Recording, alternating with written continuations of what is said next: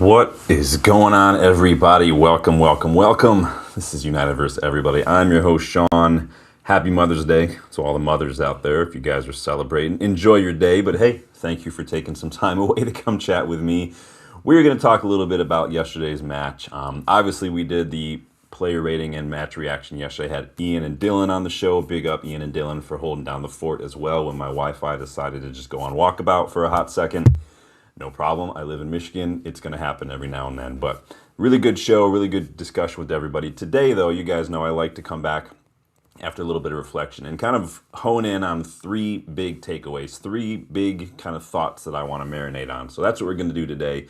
We are going to also talk about some transfer news as well, you guys. So we're going to make sure you like the video. Please subscribe to the channel and make sure you check those memberships, you guys. We are on the road to 4,000 subscribers and we are just 500 short. So let me hit you with this intro and I will be right back.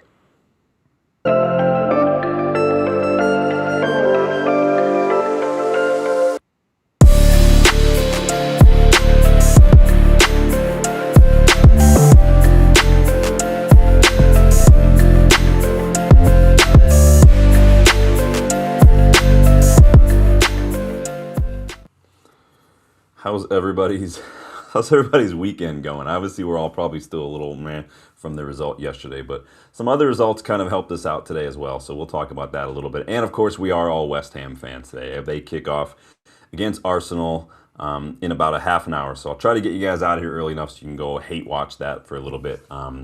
But let me get involved in the chat first. Make sure get in touch with everyone who's in here. Ian back in, long time no see. Even looking forward to this. Simply do not think it's anywhere near. Yeah, we're going to talk about some transfer news, if you guys couldn't tell by the thumbnail. Danny B in the house. Big up, Danny. Hope you're doing well. Yes, please do hit that like button on the way in. You guys really does help the channel out. YouTube does make it difficult for the algorithm to get a hold of channels. They keep changing the way they want to boost it. Now they've added the hype button on your phones. That always helps too, but any little bit helps, you guys. I appreciate the support. Love seeing the community grow. Had a lot of new faces in recently, and it's great. It's great to get all these different opinions and everything. So, seeing a lot of chit chat about Ederson. So, why don't we just dive right in first? We'll just get it out of the way real quick. Why not? But let's talk about the latest and greatest news because obviously we've got some fresh links. After the match yesterday, obviously, and maybe a little before, we got a lot of updates making the rounds regarding our reported interest in Ederson at Atlanta. This is coming from Nico Schauer yesterday. It says Ederson has now actually agreed personal terms with Manchester United for a contract till 2031 at 5 million euros a year. That's just over 4 million pounds a year.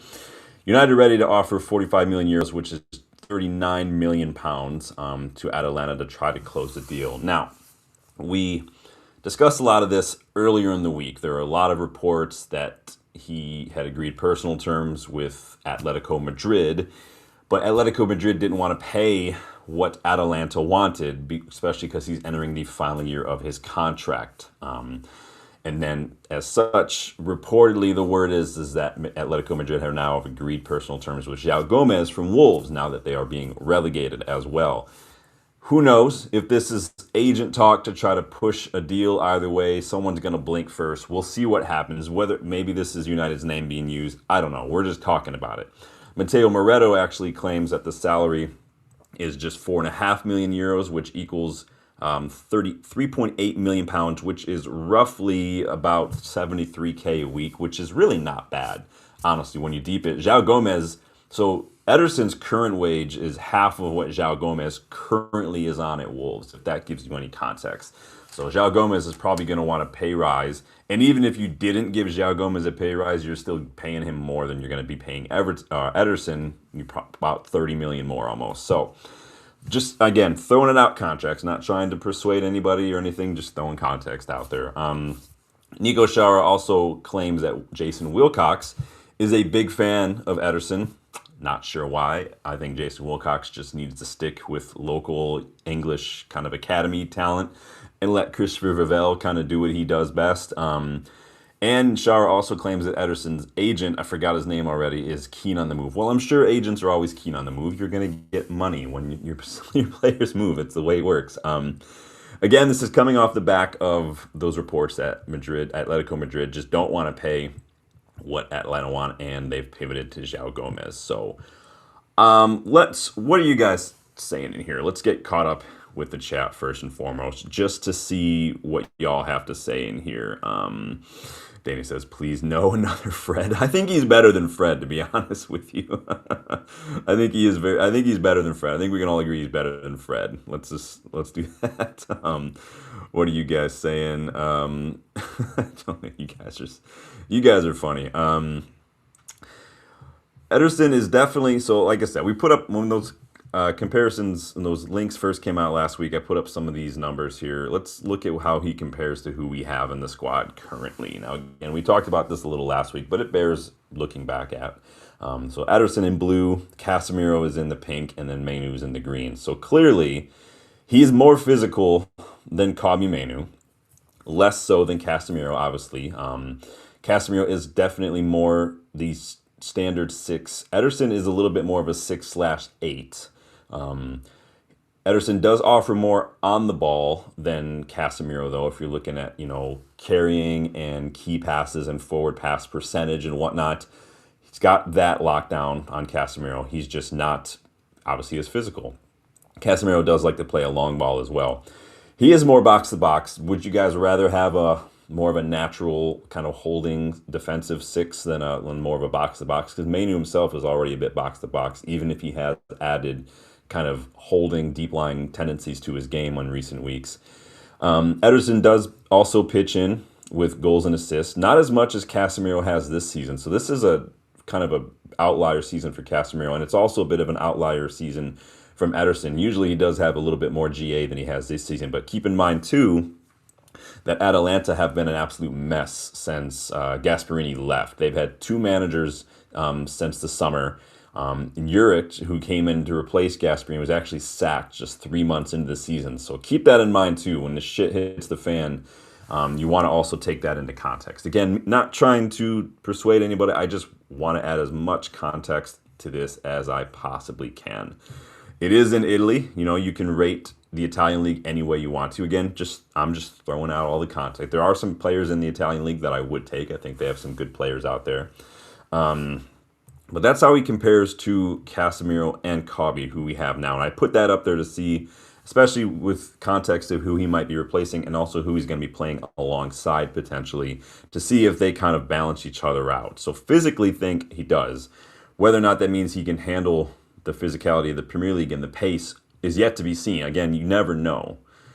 I don't know why that's doing that. This is how he's going to compare to some of the other midfielders that we've been linked to. João Gomez is also in there as well. So Ederson's in the dark blue. You can see compared to everyone else, his forward pass percentage is way up there. His ball carrying is right up there too with someone like Tonali, someone like João Gomez as well. He's not going to win possession for you as much as João Gomez or as much as Mateus Fernandes, who I would like as well. And his duels aren't as good as any of those other players that are including Adam Wharton. But again, his ball carrying is good compared to those other guys. Here's percentiles. I put these up the other day as well. A lot of passing, a lot of accurate long balls. He does win a fair amount of duels, including duels in the air as well. His tackles, his interception numbers are also very good. Recoveries, very, very good as well. Some really good numbers in there. Again, you want the context, and the context is his numbers are actually quite good. So, here's what I like about Ederson personally. So if we were looking at things that we like, things that we don't like, what I like is he's got experience. He'll be 27 this summer. He's got experience in Europe, which you guys know is one of my big musts for one of these midfielders. We need some European experience in 1 or 2 positions this summer because we're going to be competing in Europe. And right now, we don't have the squad to compete in Europe. He's done really well in Champions League. He's done really well in Europa League. He's a Europa League winner with Atalanta. I think that ticks a big box. The experience also ticks a big box. But those are about it. If it was just all these other midfielders were already linked and we had him, I'd be like, okay, well, that's it. But he wouldn't be my top choice, like I said yesterday when we had Dylan and Ian on the show. He definitely can't be our big name signing, if you know what I mean. Like it can't be when Jim Ratcliffe is out here like we're gonna do something this summer that's gonna set fans on fire. Like this isn't that, in my opinion. Part of this still feels a little bit like agent talk, if I'm going to be completely honest. And I'm not paying 40 million for a player when he's on the final year of his contract. If you can get this down to like 26, 27 million and add-ons that bring it to like 32, 33 million tops, maybe we can talk. Because for depth, if he were like in there for rotation, not necessarily first choice, gonna have to be competing, I wouldn't have a problem with it as long as we're not paying for. I don't want to pay 40 million because you could easily go get another player for that much. You can go get Sangare for that much, and he'd be a much better player in my opinion. Let's see here. What are you guys saying here? Ian says it's not that he's a bad player. It's number one, the price. The price. The 1 year left.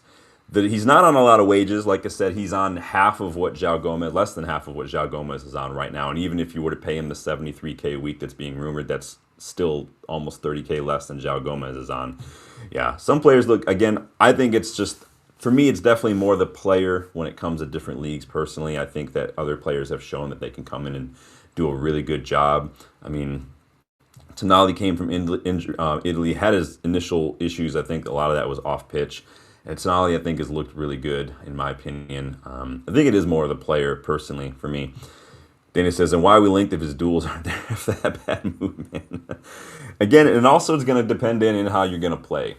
Because if you, like, again, I'm using Tonali as an example. If you looked at Tonali the way he played at Brescia, the way he played at Milan, it's very different than the way that Newcastle play football. I do think systems do play a role sometimes, whether or not how a player performs and how they look. Tonali is a very good player. Being asked to play a very different role than I think he's accustomed to. He is more of a deep-lying kind of ball-winning playmaker and not necessarily a guy who's going to get around the pitch a lot. And maybe that means he's not going to be cut out for the Premier League, but I think it's a factor for consideration.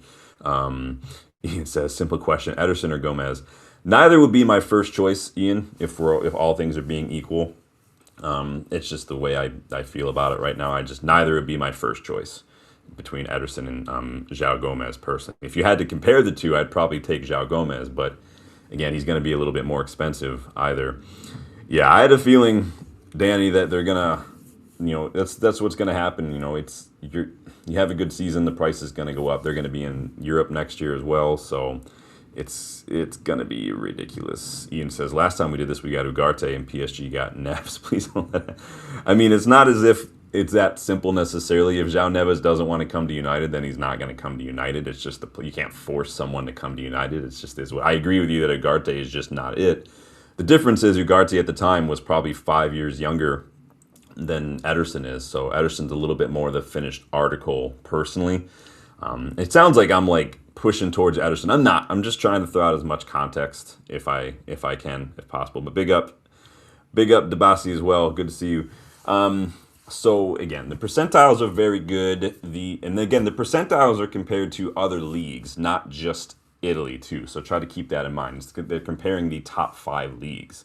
And so keep that in mind as well. Systems are a big role.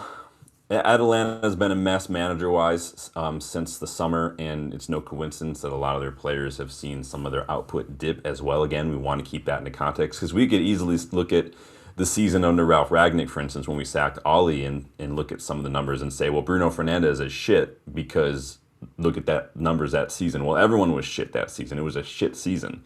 And so, again, context. Wouldn't be my first choice, like I said. I like the experience. I like the Champions League, European experience. I like the wages are good. I don't like the price, and I just don't think he's the best option out there. He's not anywhere in my top 5 at the moment. And that doesn't mean he's a bad player. It's just that there's better players out there, even for similar prices, especially if some of these players get relegated, like West Ham or something. I think there's better options out there. So it is what it is. We'll see what happens. I'm not, again, entirely convinced by Ederson, but again, it's not just me on the show. So what do y'all have to say here? Danny says, yeah, I was bitching back then too about Neves instead of Ugarte. Yeah. Again, I liked João Neves. You guys know I did a scouting report on him when he was still at Benfica, and I like him. Obviously, if you compared the two, yes, João Neves is better than Ugarte. But again, at the end of the day, the player does have a say in whether or not they go to a club. We could have offered PS or Benfica twice as much, and if João Neves wanted to go to PSG, it wasn't really going to make a difference, was it? Sometimes it's just the way it is. Look at the way, where we were at that time too. Under, I think Ten Hag was still here at the time. Sometimes it's just bad timing, and again, part of that is going to be on Ineos and whatnot. They didn't get enough control over the situation back then, and I think a clearer picture of what the club is doing, where the club is at, and where the club is going does make a difference for a lot of players. I'd rather go to something that's a little bit more secure, a little bit more locked in, than to start off on rocky footing with not a clear direction. So it is what it is. Ian says 100%, definitely not my first choice. Yeah, I think we have a lot of midfielders on the list. I think there are a lot of midfielders out there. I don't think we should have to spend an arm and a leg for most of them, unless you're going for someone like, Anderson, things like that. But yeah, not my first choice. Let's see. Debas says, at least we got Šeško instead of Gyökeres, and it looks good. Yeah, they are very different players. I'll say that. I do think Gyökeres would have looked very good under Amorim with the way Amorim played. And I do argue that Šeško probably would have looked better with the way Arsenal played too, with all the set pieces and stuff. But I'm very happy with Šeško. I think he's doing a very good job. He's got loads of potential. We just need to get him some help. Up there, we need to get another striker, so it's not all on him. So, but keep getting your thoughts in on Ederson, you guys, because this stuff is, these rumors, man. I'm telling you, these rumors, they're not going to stop. I told you guys the other week that silly season was officially well underway, and I think I've been proven right here. So, what are you going to do? Danny says, Ederson wouldn't be in my top 20. Nice. You guys are funny. Danny prefers Sarah at Garataz. Yeah, I like Sarah. I did a scouting report on him when he was still at Norwich. Also a good player. There are a lot of, like I said, tons of midfielders out there, you guys. Lamine Camara, Alexander Stankovic, Arthur Avom as well, Ibrahima Bangora as well. Tons and tons and tons of players. Hugo Larsson is an excellent pickup as well. Tons of players out there. Mokio still at Ajax. I would love to have Mokio. He's in that by Buati kind of realm where he's a young kind of physical defensive mid teenager. So he's probably like one for potential. Mokio would definitely be a good shout. Yeah. And that's when I scouted him. He's a really, really good player. Tons of players. Hackney, don't forget about Hackney. He's out there dicking around. He's injured, but he is the EFL Championship Player of the Season. I think he created the most chances. Hackney is definitely more of an 8 than he is a 6, though. And so he does like to get forward a lot. He does like to operate in the final third a little bit more. He'll drop deep to kind of get on the ball, but he definitely wants to be more of a... He would be like, if we played a 4-3-3, Hackney and Cobby would be very good midfield partners with a solid defensive midfielder behind them. But I don't know if Hackney would do as well as the pivot. At least with Cobby next to him, I don't know if they would complement each other as well, if that makes sense. If you put Hackney next to Casemiro, I think that would be a very good combination as well. But yeah, well, you guys keep getting your thoughts in on... good old Ederson. I'm going to go ahead and start with my 3 thoughts, you guys. Make sure you hit that like button, please. Make sure you subscribe. Also, before I forget to, it is 25% off at Fanatics right now if you guys want to score some last-minute United gear at a really good discount. There are some products just below the video player, but yeah, if you go to the website, I think the code is MOMS. Use the code 25% off as well. And then always, if you feel like it, go check out the United vs. Everybody online store. There's some products below your player as well. Yeah, don't forget about Stiller. He is definitely, in my opinion, more of a Wharton, more of a deep-lying playmaker kind of midfielder. He's not super physical. He's not very fast, and he's not he's definitely a playmaker, like a Wharton kind of a thing. I do like Mateus Fernandes a lot. I think Mateus Fernandes is probably the perfect blend. I wish he were like 3 years older, but I don't mind getting him and still getting another midfielder and just rotating. I think we do need someone straight up physical. I do need someone who's better on the ball. Again, like I said, I've just named like 8 midfielders off the top of my head in the last 3 minutes. There are tons of midfielders out there, you guys. There's no reason to go spend a billy. So, but moving on, let's talk a little bit about my 3 thoughts, you guys. Starting with number 1, Senna the Savior. I know we spoke a little bit about Lammens in our player rating show yesterday. So we went through each player, talked about the performances, and gave them a rating. I think most of us gave him like an 8 or 9. Go check that out if you haven't yet. Really good discussion. But I think he deserves another shout out for sparing United's blushes yesterday. He made a brilliant save to deny Siddiqui in that 1v1. 3 saves in the first half amidst, like I said, an absolute barrage of Sunderland pressure. He made a crucial save to deny Brobby in the 63rd minute after Brobby basically just walked through our defense. It was a simple little pass, and Maguire was absolutely just done, rooted to the spot, and Brobby had nothing but 1v1, and Senna still came up and made a crucial save. 4 saves on the night in total, all from inside the box, 2 goals prevented. He's actually second in the league this season for goals prevented, Senna Lammens. So he's having an absolute barnstormer. I can't imagine a player having a better debut season other than like when Bruno arrived. He's actually, he was my man of the match. He was actually Premier League man of the match as well. Yes, a lot of what he does, Senna Lammens, is what you would expect to see from just basic level goalkeeping in the Premier League. But considering what we were subjected to with Andre Onono and the PTSD it still causes for a lot of us, we're well within our rights to praise the breath of fresh air that is Senna Lammens and praise the scouting that turned down Emi Martinez and picked this kid up and praise all of it. He could be here for the next 10 years and just get even better. Imagine not have to worry about goalkeepers for the next 10 years. If he keeps it up, man, I think he's on the ascendancy as well. Danny says, what a player. Yeah, he's an absolute boss, man. Absolute boss. Debasi says, yesterday's match never happened for me. It's already out of my memory. You know, Debasi, I'm right there with you. Like I said yesterday, I've said a couple times, there are some matches where I just really don't want to have a channel sometimes because I watch all the matches twice, and then I've got to take notes, and then I've got to do a show. And usually, when there's time, I do 2 of these shows, right? The player ratings, and then like today, the 3 thoughts. It's like I have to relive it 4 or 5 more times, and it's not great. I wish sometimes that I was just like every other fan and could just move on with my life. But I do enjoy talking about it a lot, and so probably a little more than I need to. But he says, Sonny Lemon's nice. Absolutely love him. Love how bitter, dude. He's very good. And like we said yesterday, the way he kind of just shook off that error that gifted Liverpool a goal, I mean, that's what we want to see. It's one thing to just be like, here we go again. It's another thing entirely to actually do it, right?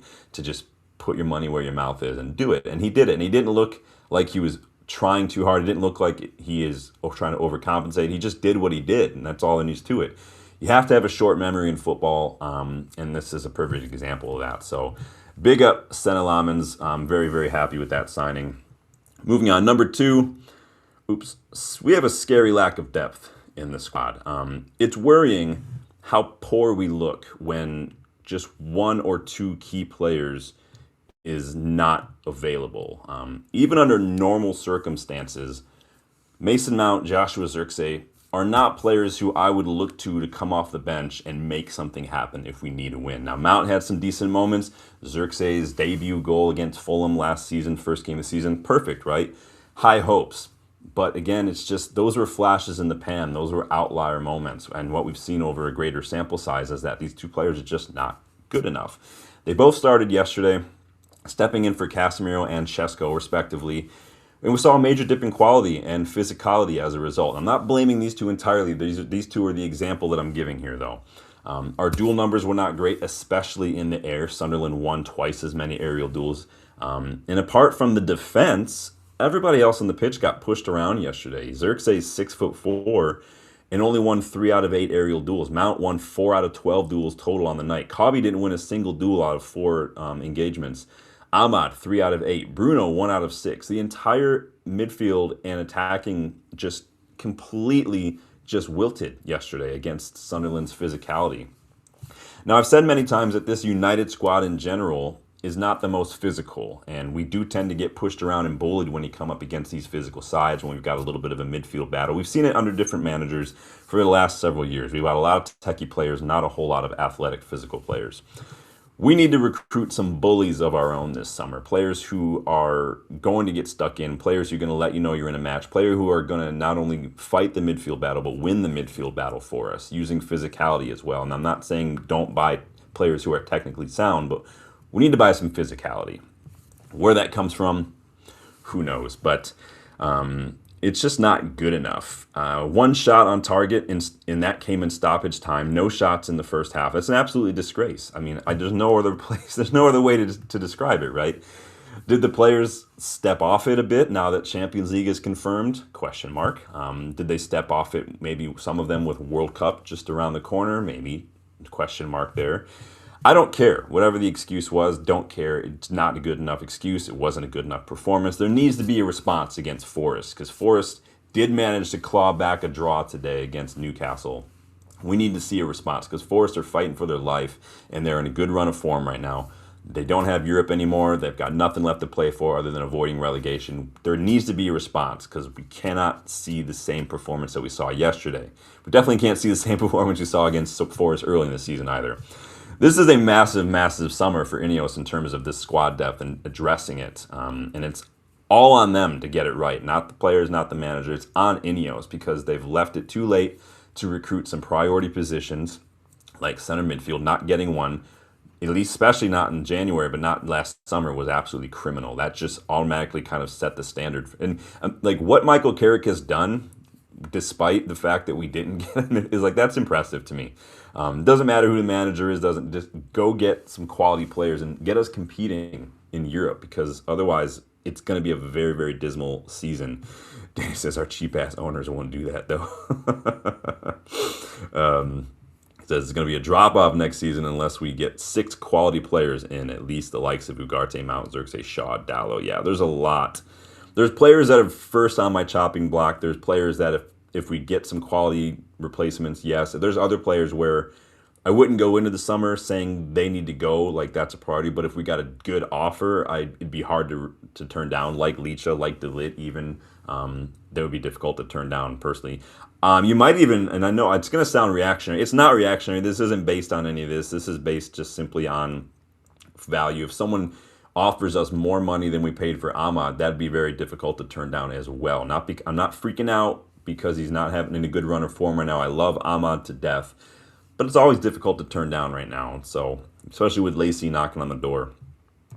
Ian says, we have about as much depth as a flat table. It was shocking. Absolutely no consistency. Yeah, it's just amazing. It's kind of like when City lose Rodri, right? The dip in form from them is just done, man. Done. Let's see here what you guys are saying. Debasi says 7 minimum. Yeah, we need 7 for sure. We can't get away with less than like 5, really. And we've got youngsters who I think could come in and add a little depth, at least in domestic cups in those early rounds. You can count on some youngsters as well.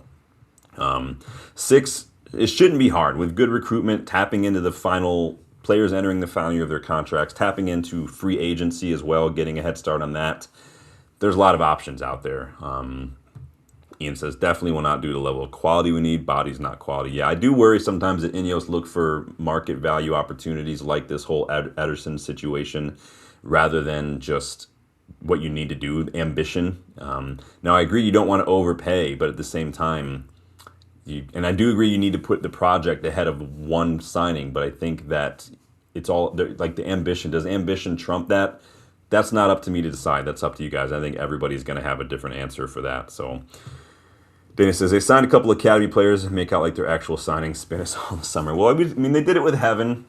Don't forget, they did bring in Kone, Diego Leon. Diego Leon's definitely not ready. Kone, we probably not going to be ready simply because he's not playing. We still got a Roscoe coming in this summer. He's probably going into the academy as well.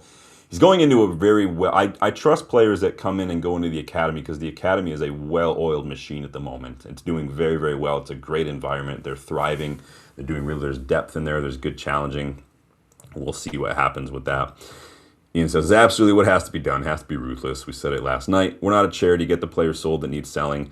Well, it's not that easy. I mean, I get it, right? It's not that easy. It's not like it's not like firing up FC26 and going to a player and clicking on add to transfer list and then just waiting for the offers to come in. I wish it were that simple.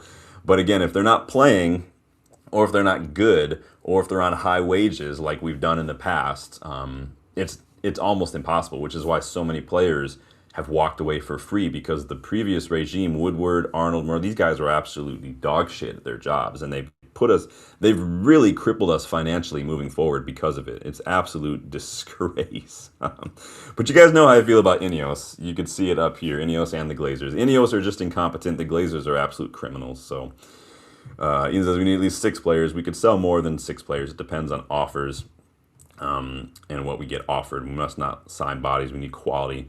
Yeah, and I do agree, but we have to also start rotating a little bit more, because yesterday you also saw what happens. I think part of it is some of these players just aren't playing enough, and maybe they're not playing enough because they're not good enough, and we're not competing in multiple fronts. But at the same time, you have to use your squad a little bit. I just think 5 changes might have been a lot yesterday. So Danny says Mount is a disgrace. Mount, bless him. Like, I think if he wants to go on loan, if we can get Coventry to come in and take him on loan for a season, split the wages, and then maybe get an obligation to buy if they don't get relegated or something, that would be incredible. That would be incredible. Players do take wage cuts. It happens all the time. So people say, like, well, Coventry can't pay 250. They won't have to just in a loan, and Mount will take a pay cut. He's got 2 years left on his contract. I think Mount, he's up in 2028. Take the 7 shirt off him right off the bat. That needs to go. It's been too long. We don't even see the 7 shirt on the pitch anymore. And I don't agree that you just need to give it out. It needs to be earned, or you have to have a class player take it. But Ian says, I don't mind getting a nice box from Primark. I don't know what Primark is, but I wouldn't buy a suit from there. Don't get half-decent placers. Waste our money. Quality. Yeah, quality, but I do think, again, with good recruitment and some good negotiation, you can get quality for not a lot of money either. And so, like I said, there's gems out there. You guys go watch any of my scouting reports. Danny, I have not watched a lot of them. I saw some random links to manga a couple days ago, I feel like. I did remember we did do that scouting report on Fatawu not that long ago because you recommended it. That was a member pick. I don't watch a lot of Leicester. They're like just down in the doldrums, man. But we'll see. Tobias says we'll have to still pay. Yeah, we'll have to pay 40%, but it's better than paying all of it. So that's how you got to look at it, man. Ian says, Sean, 100% agree. It's not that easy. It's more of a statement. Yeah, I mean, you know me. We can sit here and rail on about what we should do, but I think that I'm trying to just think about how things just typically go and what we can expect to see from Ineos. There's far more evidence to suggest that it's near impossible for us to offload players than otherwise. We haven't really sold any players since McTominay. Everybody else has been on loan, and we're still technically stuck with them. And so it's just impossible. Onana, loan. Rashford, loan. Sancho, loan. We sold Garnacho too. Sorry, we got that one. Hoyland, loan, technically. It's like, it's impossible because of just the way we handle our business. Now, Ineos, to their credit, they try to get a wrangle on it, but again, there's a balance to be found between managing the financial aspect of recruitment versus actually being ambitious. And I don't think it's always a 50-50 split. I think that Ineos need to start being a little more flexible as circumstances change. And that's something I don't think they've quite embraced yet. But what do I know? I just have a ring light and a camera. So, but it's good stuff here. Then it says we could make a point of signing that kid with JJ. Yeah, we don't necessarily need to. I don't think we need to worry too much about wingers, except if you wanted to get a left-sided player for depth. I would still go get Mateus Mane, and even if you didn't want to bring him in right away, let him stay at Wolves on loan for development. I think Mane is one that's worth picking up. Personally, yeah, he shouldn't have been given that number. That's insane. The only player I would give that number new right away would be Elliot Anderson. That should be one of our big selling points for Elliot Anderson, personally. Danny says Rivero. Yeah, I scouted Rivero several months ago, probably back in the summer. We scouted Lautaro Rivero, maybe the fall. Mateo Del Blanco also scouted him as well. Big up. So, moving on to my third and final point today. Question marks from Michael Carrick here. We'll start with the rotation first, because the rotation was kind of a big deal for a lot of us. I think there are reasons for it, but how much of the team selection woes are we actually going to be able to put on Carrick? Because it's not necessarily his fault. I mean, I get that there's injuries. I do get that rotation is necessarily, but where I will maybe look at him is the 5 changes were a bit rough. Trusting players with minimal minutes and, quite frankly, subpar quality. it's just not going to get you a result. Xerxes, up until yesterday, did not have a combined 45 minutes at all under Michael Carrick before this match. So don't know what we were expecting there. Mount has only had around half that since Michael Carrick has come in. So I don't really get what the point. So literally between the two of them, they've not completed a single combined 90 minutes under Michael Carrick until yesterday. And so but yet they were entrusted to maybe go out and get something against Sunderland. And yet, like I said, Xerxes was tasked with the goals. Mount was tasked with controlling the midfield pivot alongside Cobby, and it did not go well. Carrick eventually hooked Xerxes, moved Cunha a little centrally, brought on Dorgu as well. But again, it's not super inspiring. Dorgu's just coming back from fitness. Now, Carrick also did end up swapping Bruno and Mount. So it was initially Mount, Bruno, and they kind of swapped him late on to kind of turn Bruno into a playmaking, which I think Bruno could probably do just fine, right? He's done it before. Because we needed delivery in the box late in the match, and that's something we've also seen from United managers when we're chasing something. Just drop Bruno deep and just get everybody forward, leave Maguire in the box, and see if we can nick something, smash and grab. I do think it made us better. We had sustained attacks, sustained pressure late on, and we just left it too late. I think Carrick made those changes too late, whether it's the personnel or the tactical shifts. It all came too late. I think, like Ian said last night, it was clear by halftime those changes needed to be made. And it was clear by halftime, at least if you're Michael Carrick, that Xerxes just ain't it. But you have to think that he already knew that when he's barely played. And we've already known that for a while now. Xerxes, bless him, is a system player, probably really go someplace else and do very well. It's just not going to happen at United. Now, Carrick argued against over-analyzing just one game. But it's not just one game. Not only was it clear yesterday that Xerxes is not it, it's been clear for a couple of years since he arrived. It's just not good enough. He's got really good ability on the ball, but that's literally it. He can't score goals. He can't use his size. He doesn't really know. He can't pass, really. We saw that. I put up that image yesterday of that pass that we had three teammates in open, and he still didn't beat the defender. And Mount's never played as a 6. Bruno has. So, again, why not just do that from the start? I do think question marks are over that team selection and the tactics yesterday. The subs too late. And then, again, the high line as well is another one you can throw at Michael Carrick when it came to the tactical side of things. That high line was just almost suicidal when you've got Licha and Maguire in defense, because that's what Sunderland were trying to play for. They were trying to entice us in, get us all the way up the pitch, and expose that high line with just a simple ball and simple runners. It's not good. And Michael Carrick needs to find a solution for these sides that sit in a low block. So if we look at this diagram, which I do put up quite frequently, this diagram was put out by The Athletic, and it describes how each team sets up when they're not in possession. The darker blue you are, the more above average you employ that tactic. So if you look at the matches where we've dropped some points under Carrick, starting with Bournemouth, it's the high percentage defending and then looking to quickly break on transition. If you look at the Sunderland, again, well above average for low block. Look down at Newcastle, again, both in low block and in defending and looking to break on the transition. Leeds, again, mid and low block. It's been a struggle for us to do this. West Ham, you could argue as well, mid block and low block. Carrick is struggling to get results against these sides. Even against Brentford, we managed to win, but it wasn't super, super convincing either.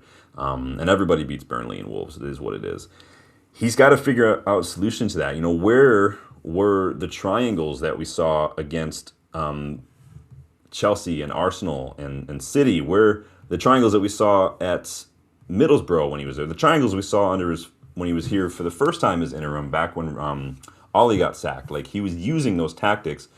Why isn't he doing it now? I think he might still be in interim mode where he's just trying to see out results. But again, if you're in interim mode and there's even a shred of a possibility that you are up for the role as permanent job, then why aren't you doing a little bit more to kind of get the edge in that kind of race for the job, right? This is either someone who looks to me like they've been told they're not getting the job, or they're getting the job and Champions League was what they needed. Doesn't look like someone who was really trying to win that game. I worry that he's got no plan B sometimes, Michael Carrick. But again, is this interim mode? Is it that he doesn't have the players that he thinks he needs to play the kind of football? Because what we're seeing is not necessarily Michael Carrick football. Go watch any of those Middlesbrough matches. Go watch my video what did way back when he was announced on what he'll bring, and that was all based on what we've seen at Middlesbrough and what we've seen under his first spell too. He's not really doing that. We've seen it in couple matches, but only against those sides that are more aggressive, more attacking, who maybe aren't as much compact and defensive, and that's again where that question mark comes from.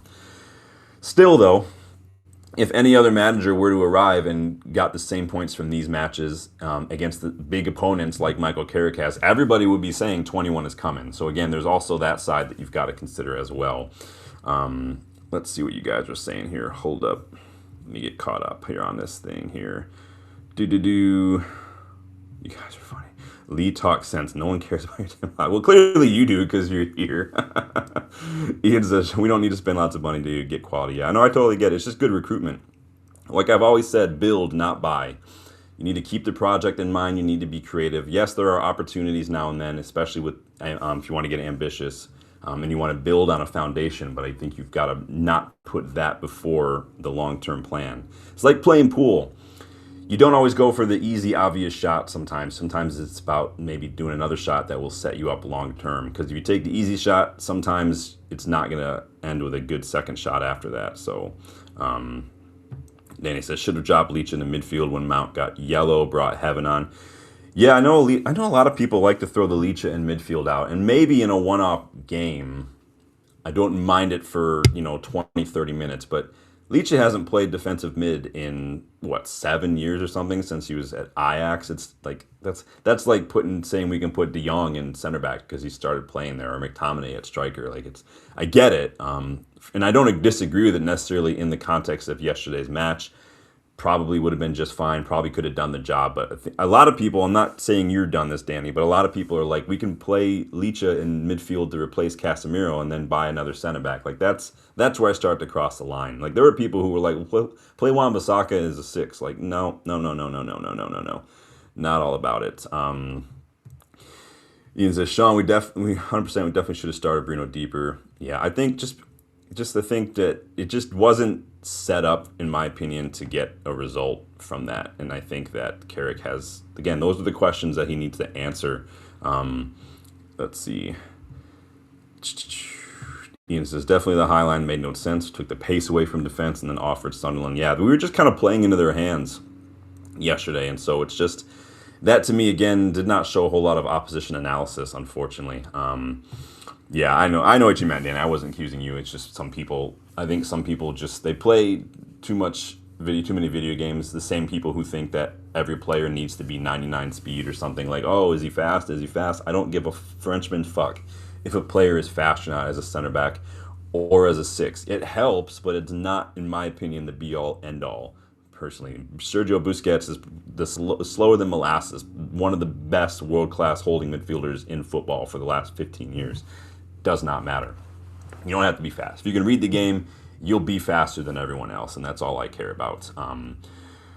But it wasn't a great result, and again, it raised a lot of questions, but it did put a lot of the same old things on display. Carrick's got to do a little better against these low block sides for me. Team selection, substitutions, not always ideal. Yes, his hands were tied yesterday. Casemiro was a one-off, it sounds like. Šeško carrying a little something. We'll see if he's fit, ready to go. Licha back from suspension, a little rusty to start and stuff. We'll see what happens. Who would you start next time out? We'll do a preview later on in the week for the Forest match because that's going to be a very big match. We are in third still, 65 points. Liverpool, 59 points, so that's a big up. Villa creeping up. They did manage a 1-1 draw with Burnley. Just 2 matches to go, though, 6 points to play for. Third is still not guaranteed, which is also why I'm not in a super big hurry to go start a bunch of youngsters. The youngsters have their own stuff to worry about. They don't need to be dragged into our craziness right now.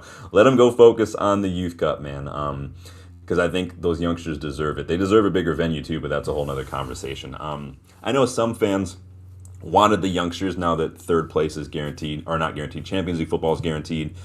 But imagine how those same fans would react if Carrick had started a bunch of the kids and we lost, or we dropped to 4th or 5th by the end of the season. You can't have it every way. Fans are very fickle, very reactionary.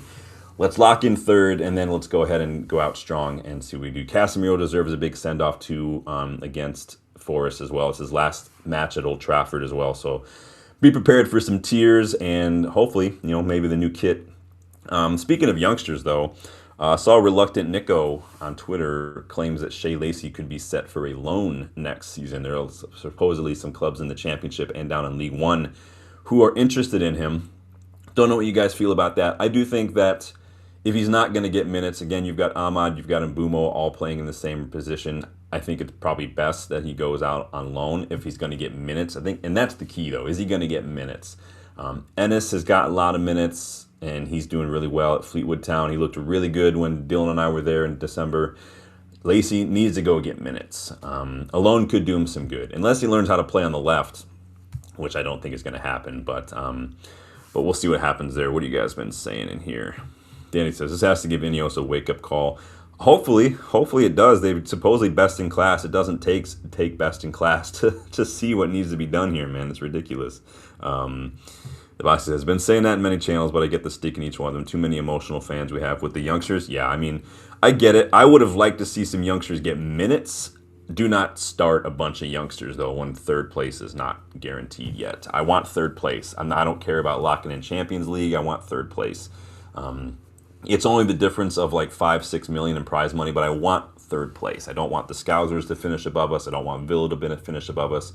I want third place. We've got to go out and make it happen. If we get a win against Forest, third place is locked in.